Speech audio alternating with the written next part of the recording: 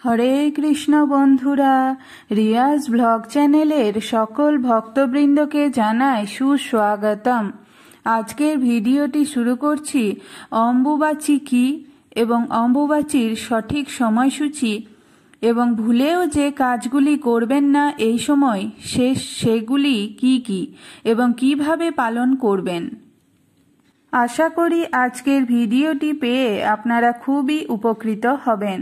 তাই সকল ভক্তবৃন্দের কাছে আমার একটাই অনুরোধ রইল, ভিডিওটি যদি ভালো লেগে থাকে তাহলে অবশ্যই আমার চ্যানেলটি সাবস্ক্রাইব করে দেবেন, একটু সাথে ও পাশে থাকবেন। জেনে নেওয়া যাক অম্বুবাচী কি। অম্বু অর্থাৎ জল ও বাচী অর্থাৎ উৎফুল্লন, এই শব্দ দুটি মিলে অম্বুবাচী শব্দের উৎপত্তি। এই শব্দটি স্ত্রী শক্তি ও তার জন্ম দেওয়ার ক্ষমতাকে প্রকট করে। 3 দিনব্যাপী এই মেলার প্রথম দিনে ভক্তরা কামেশ্বরী দেবী ও কামেশ্বর শিবের দর্শন করেন, তারপর মহামুদ্রার দর্শন করেন। হিন্দু শাস্ত্র মতে অন্যতম গুরুত্বপূর্ণ তিথি হল অম্বুবাচী। অসমের কামাখ্যা মন্দিরে এই অম্বুবাচী উৎসব উপলক্ষে বিপুল জনসমাগম হয় প্রতিবার। সেখানে এই বিশেষ পার্বণে বসে মেলা। অম্বুবাচী স্থানভেদে বিভিন্ন নামে পরিচিত, কোথাও অমাবতী তো কোথাও রজ উৎসব নামে পরিচিত। হিন্দু ধর্মীয় মতে এই অম্বুবাচী ঘিরে নানান শাস্ত্রমত প্রচলিত। হিন্দু শাস্ত্রে ও বেদে পৃথিবীকে মা বলা হয়ে থাকে, এমনকি পৌরাণিক যুগেও পৃথিবীকে ধরিত্রী মাতা বলে সম্বোধন করা হয়েছে। মনে করা হয় আষাঢ় মাসে মৃগশিরা নক্ষত্রের 4র্থ পদে ঋতুমতী হন ধরিত্রী। পূর্ণ বয়স্কা ঋতুমতী নারীরাই কেবল সন্তান ধারণে সক্ষম হন, তাই অম্বুবাচীর পর ধরিত্রীও শস্য শ্যামলা হয়ে ওঠেন। অম্বুবাচীর সঙ্গে জড়িয়ে আছে বহু আচার অনুষ্ঠান। এই 3 দিন সন্ন্যাসী এবং বিধবারা বিশেষভাবে পালন করেন। কোনো শুভ কাজও এই কয়েকদিন নিষিদ্ধ থাকে। শুধু তাই নয়, অম্বুবাচী চলাকালীন কৃষিকাজ বন্ধ রাখা হয়। 3 দিন পর অম্বুবাচী ফের কোনো মাঙ্গলিক অনুষ্ঠান ও চাষবাদ শুরু হয়। সতীপীঠের অন্যতম আসামের কামাখ্যা মন্দির। এই মন্দিরে সতীর গর্ভ এবং যোনি পড়েছিল। তন্ত্র সাধনার অন্যতম পীঠ এই মন্দির। প্রতি বছর অম্বুবাচীর 3 দিন কামাখ্যা মন্দিরে বিশেষ উৎসব এবং মহামেলার আয়োজন হয়।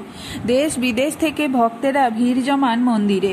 প্রচলিত বিশ্বাস অনুযায়ী ঋতুকালে মেয়েরা অশুচি থাকেন।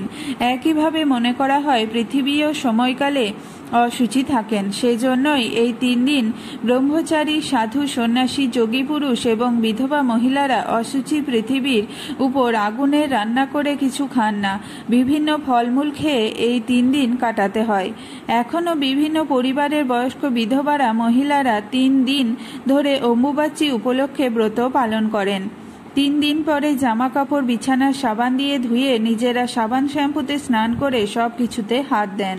শুধু কামাখ্যা নয়, অম্বুবাচী চলাকালীন বিভিন্ন মন্দির ও বাড়ির ঠাকুর ঘরের মাতৃশক্তির প্রতিমা বা ছবি কাপড় দিয়ে ঢেকে দেওয়া হয়। এবার আসা যাক অম্বুবাচীর দিনক্ষণ এবং পূর্ণাঙ্গ সময়সূচিতে। অম্বুবাচী শুরুর পর 3 দিন চলে এই উৎসব। চলতি বছরে অম্বুবাচী শুরু হবে 22শে জুন অর্থাৎ বাংলার 7ই আষাঢ় রাত্রি 6:31 এবং 25শে জুন অর্থাৎ বাংলার 10ই আষাঢ় রাত্রি 1:36 গতে এর সমাপ্তি হবে। হিন্দু শাস্ত্রে ও বেদে পৃথিবীকে মা বলা হয়ে থাকে। আষাঢ় মাসে বর্ষা তথা উর্বরতার প্রতীক এই শাক্ত পার্বণ। অনেকের বিশ্বাস অম্বুবাচীর সময়টুকু বিধবা মহিলারা 3 দিন ধরে ব্রত রাখেন। অম্বুবাচীর আগের দিন রান্না করা খাবার তারা 3 দিন ধরে খেতে পারেন। তবে 3 দিনের পুরনো খাবার খাওয়া তো সম্ভব নয়, তাই অনেকে ফলমূল খেয়ে কাটিয়ে দেয় সময়টা। 3 দিন তারা কোনো গরম খাবার খান না। এই সময় দেবী পুজো করা হয় না। অম্বুবাচীর সময় হাল ধরা, গৃহপ্রবেশ, বিবাহ ইত্যাদি শুভ কাজ করা নিষিদ্ধ থাকে। দেবীর মুখ ঢেকে রাখা হয়। মন্দির থেকে এই সময় লাল তরল নিঃসৃত হয় বলে বিশ্বাস। ওড়িশায় এই পার্বণকে রজ উৎসব বলা হয়। সতীপীঠ কামাখ্যায় এই উৎসব বড় করে পালিত হয়। কথিত আছে এই সময় মন্দির থেকে লাল তরল নিঃসৃত হয়। দেবীর ঋতুকাল সমাগত মনে করে উৎসব পালিত হয় তখন।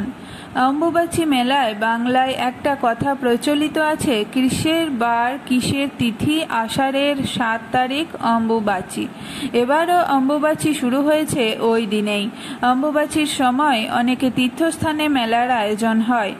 অম্বুবাচী মেলা খুবই বিখ্যাত সতীপীঠ কামাখ্যায়। এই সময় দেবীর মন্দির বন্ধ থাকে আর সকলে মন্দির ঘিরে কীর্তন করেন। এরপর চতুর্থ দিনে এই পর্যায় শেষ হলে মন্দির খুলে যায়। রক্তবস্ত্র আশীর্বাদ হিসেবে মেলে। ভক্তদের বিশ্বাস এই কাপড় গ্রহণ করলে মনের সব আশা পূর্ণ হয়। প্রতিটি ব্রত বা পূজার ক্ষেত্রে কিছু বিধিনিষেধ মেনে চলতে হয়। ঠিক সেরকমই অম্বুবাচীরও কিছু নিয়ম আছে। হিন্দু শাস্ত্র মতে এমন কিছু কাজ রয়েছে যেগুলি অম্বুবাচীতে করা উচিত এবং কিছু কাজ যেগুলো করা উচিত নয়। কালী, দুর্গা, জগদ্ধাত্রী, বিপত্তারিণী, শীতলা ও চণ্ডীর মূর্তি বা পট লাল কাপড় দিয়ে ঢেকে রাখতে হয়। এই সময় তুলসী গাছের গোড়া মাটি দিয়ে উঁচু করুন। যারা শাক্ত মন্ত্রে দীক্ষিত তারা মন্ত্রপাঠও করতে পারবেন। অম্বুবাচীতে গুরু পুজো করা যায়। এই সময় গুরু প্রদত্ত মন্ত্রও জপ করতে পারবেন। অম্বুবাচীর পর দেবীর আচ্ছাদন খুলে আসন ধুয়ে দিন। তারপর দেবী মূর্তি ভালো করে স্নান করিয়ে পুজো করুন। দেবীকে আম দুধ নিবেদন করতে পারেন। যদি এই সময় জগন্নাথ দেবের রথযাত্রা পড়ে তবে তা নির্দিষ্ট নিয়ম মেনেই হতে পারে, কারণ এই সময়ে নিত্যকর্ম হবে, কাম্যকর্ম হবে না। রথযাত্রা নিত্যকর্ম।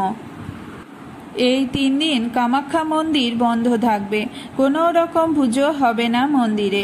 ভক্তরা প্রবেশ করতে পারবেন না মন্দিরে। গোটা দেশেই এই নিয়ম মানা হয়। বলা হয়ে থাকে এই সময় দেবী ঋতুমতী হন, তাই এই সময় নিভৃতে রাখা হয় তাকে। শাস্ত্র অনুসারে এই কদিন বিশেষ কিছু কর্ম থেকে বিরত থাকতে হয়। এই সময় চাষাবাদ করতে নেই, এমনকি মাটি কোপানো বা বৃক্ষরোপণও নিষিদ্ধ। এই সময় কোনোভাবেই সাপকে আঘাত করা থেকে বিরত থাকতে বলা হয়েছে। এই সময়ে নারী পুরুষের মধ্যে দৈহিক সম্পর্ক স্থাপন করতে নেই। জমি বাড়ি ক্রয় বিক্রয় ও কোনো শুভ কাজ থেকে এই কদিন বিরত থাকতে নির্দেশ দেওয়া হয়েছে। বিশেষ ক্ষেত্র ছাড়া যাত্রা নিষেধ, তবে জগন্নাথ দেবের রথযাত্রা হতে পারে।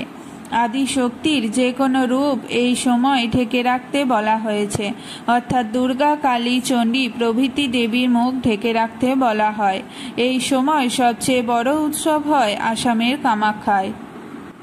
51টি সতীপীঠের অন্যতম সতীপীঠ আসামের নীলাচল পাহাড়ে অবস্থিত কামাখ্যা মন্দির, যেখান থেকেই এই অম্বুবাচীর পালনের সূত্রপাত।